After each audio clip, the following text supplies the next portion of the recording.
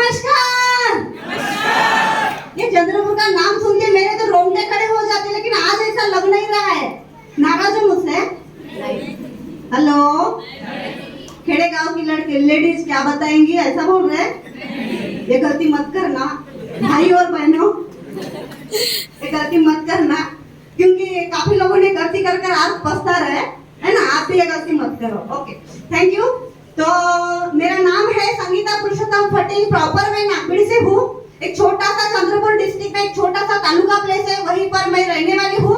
और आज लगभग 6 साल मतलब अभी होने जा रहे हैं। 6 साल में ये 6 साल पहले मैं ये बिजनेस को अपॉर्चुनिटी समझ के एक जीवन का एक सच में एक जीवन बदलने वाला एक बेस है करके मुझे बुलाया गया था।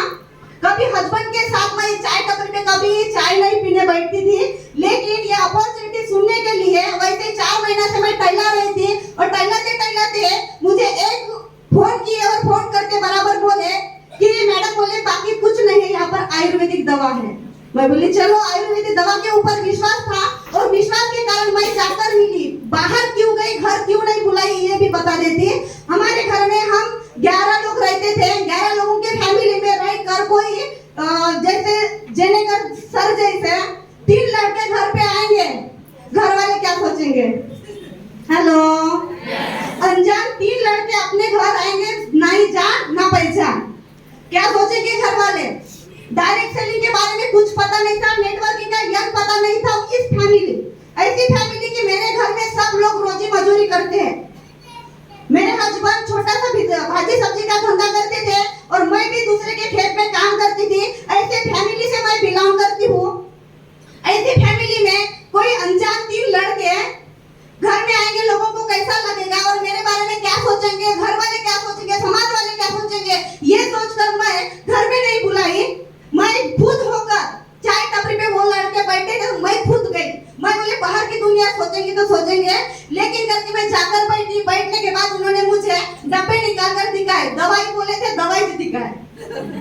दवाई वो बैग में से निकाले, 2-3 बॉटल निकाले, दिखाए मुझे लाल डब्बे। मैं बोली चलो आयुर्वेदिक दवा है, काफी अच्छे हैं। उन्होंने मुझे समझा के दिए। उसके बाद मुझे बोले कागज पेन निकाल के मेरे ग्रेट अपलाइन, जिनका नाम लेके ही क्लैपिंग चाहूंगी, मिस्टर सूरज घोषे सर, इनके लिए जोरदार ताली होनी चाहिए। उसके साथ में वो 2 भाई आए थे जिनका नाम लेके ही क्लैपिंग चाहूंगी, संदीप ढोरले सर, रमेश जिपकाटे सर, इनके लिए भी जोरदार ताली होनी चाहिए। तो जैसे रमेश जिपकाटे सर ने कागज पेन निकाला, उस पे लिखना चालू कर दिया। मुझे उतना इंटरेस्ट नहीं था कागज और पेन में। उसके साथ उन्होंने बोला कि नहीं, यहाँ पर 2,10,000 मिलता है। लेकिन मैं बोली सुबह से कोई बेवकूफ बनाने के लिए नहीं मिला होगा, वही अकेली मिली। मैं बोली मेरे खानदान में मेरे हस्बैंड का साल का इनकम नहीं मिलता, नहीं होता। और मेरे पिताजी को भी मैंने कभी 20 साल तक नहीं देखी कि साल हफ्ते का नहीं तो साल का उनका भी इनकम 2,10,000 नहीं था। तो मुझे बताओ, मुझे विश्वास होगा क्या? बिल्कुल मुझे विश्वास नहीं हुआ। मन ही मन बोली सुबह से कोई नहीं मिला होगा, इसलिए मुझे बना रहे। मैं बोली सर, बोली अभी ये रहने दो, शाम का टाइम था, मुझे खाना बनाना था। एक बार मैडम के लिए जोरदार ताली होनी चाहिए। 2 मिनट दिए थे, पता ही नहीं चला। आप लोगों का प्यार की वजह से माफी चाहूंगी, लेकिन अभी 1 ही मिनट लूंगी।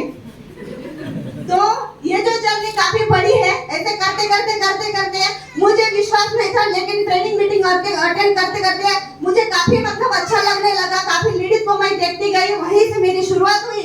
मैं भी एक ठानी की नहीं, मैं भी कर सकती, बाकी लेडीज कर सकते तो मैं भी कर सकती। सपने धीरे पहले कुछ नहीं थे, सपने बढ़ने लगे। ऐसे करते आज एक छोटा सा डब्बी सेकंड हैंड मोबाइल मेरे पास था, और मोबाइल डब्बी से लेकर आज घर में 2 ब्रांडेड मोबाइल हो गए। उसके साथ में स्कूटी हो गई, उसके साथ में मेरे पास आज ये बिजनेस की ताकत है। मुझे साइकिल नहीं आती। पिताजी ने बोला था जिंदगी में दे साइकिल लेकर पर गिरी थी तो ये तू जिंदगी में कुछ नहीं कर सकती बोले, लेकिन आज देखो वही उनकी लड़की आज खुद की कार परचेस करके माइलेज के भरोसे खुद कार चलाती है। बताना चाहूंगी, नागपुर से लेकर चंद्रपुर तक मैं आई हूँ, खुद मैं अकेले ड्राइविंग करके आई। हस्बैंड को इसलिए नहीं सिखाती क्योंकि अभी भी उनको चलाना नहीं आता कार, क्योंकि वो चलाने लगे तो मुझे लड़का लेकर बैठना पड़ेगा। अभी 50% आरक्षण मिल चुका है तो उसका 100% बेनिफिट लेना अपनी आदत बन चुकी है। ये महिला सब बोल रहे थे तो उनको साइड में कोई बिठाकर लड़के को आप संभालो। मैं कार ड्राइव करती हूँ, इतने 400-500 किलोमीटर भी चलाना है फिर भी मैं कार चलाती हूँ। बहुत प्राउड फील होता है महिला के साथ में काम करते हुए और लीडर लोगों के साथ में काम करते हुए। और आज काफी अच्छा अचीवमेंट है। यहाँ से खाली खुद का घर होने को बाकी है। 10 लाख का यहाँ से मैं प्लाट खरीदी की हूँ, मेरी कार हो गई है, बैंक बैलेंस हो गया है जो मेरे फ्यूचर के लिए चाहिए था वो हो गया है। अभी एक बेटी की कमी थी, यही प्रोडक्ट की वजह से आज मेरे पास आप लोग सब लोग देखिए वहीं से यहाँ तक मैं आई, स्टेज पे भी उसको लाई है ना। तो आप लोग देख सकते हैं छोटा सा हमारे साइक्लो प्रोडक्ट से इतना अच्छा रिजल्ट भी मिला है। उसके साथ में आज एक ड्रीम था कि Pooja Khobragade madam first lady NTC है तो मुझे सेकंड बनना था, लेकिन वही चक्कर में आज सेकंड लॉकडाउन में मैं भी रहा। उसके बाद वही करते करते वही प्लानिंग थी मेरी, सेकंड एनटीसी लेडीज मुझे बनना था। वही प्लानिंग के कारण मुझे पता नहीं चला, लेकिन ऐसे करते करते ऐसे शख्सियत से मेरी मुलाकात हुई नागपुर में हमारे संदीप डोरले सर के कार की हैंडओवर कार की सेरेमनी के कारण मेरी मुलाकात हुई। ऐसे पर्सनालिटी आज मैं मेरा रोल मॉडल मानती हूँ, क्योंकि आज हमारे टीम में कोई यमराज था तो वही वो टाइम पे शंकर डोंगरे सर और दूसरे यमराज कौन थे तो हमारे सुनील सर। तो जोरदार ताली होनी चाहिए हमारे आज के चीफ गेस्ट के लिए। और उन्होंने पूछी मैं सर बोली यमराज इतना बड़ा पे आउट आता है 2,35,000 उस महीने का आया था, सर बोली इतना पेमेंट लेते हो तो कैसे क्या आता है। सर ने मुझे प्लानिंग दी है, मैं सर भूल गए होंगे लेकिन मैं आज तक नहीं भूली।